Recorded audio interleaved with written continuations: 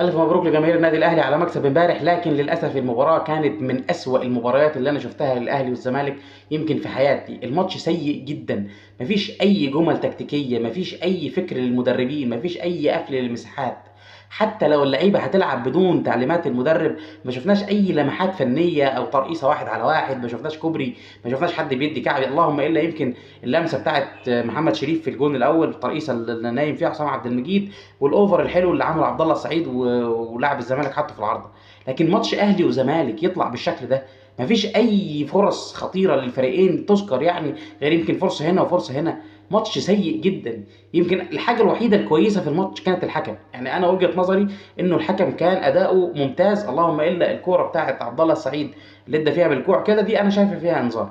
لكن غير كده الحكم الى حد ما اداؤه كويس خالص. ضربتين الجزاء بتاعه الاهلي وبتاعه الزمالك ضربات جزاء، بتاعه الاهلي اللي ما اتحسبتش مش ضربه جزاء وجهه نظري.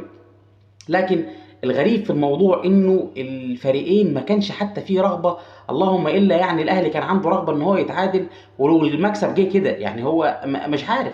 يعني المفروض ان دي مباراه بتتحط في التاريخ، مباراه الاهلي والزمالك دي بتبقى صوره لمصر، بغض النظر عن ان انا لا ليا في الاهلي ولا ليا في الزمالك، لكن المفروض ان دي مباراه بيشوفها الناس من كل انحاء الوطن العربي تطلع بالشكل ده. حاجه تكسف يعني، بلاش قرف، ايه ده ايه ده.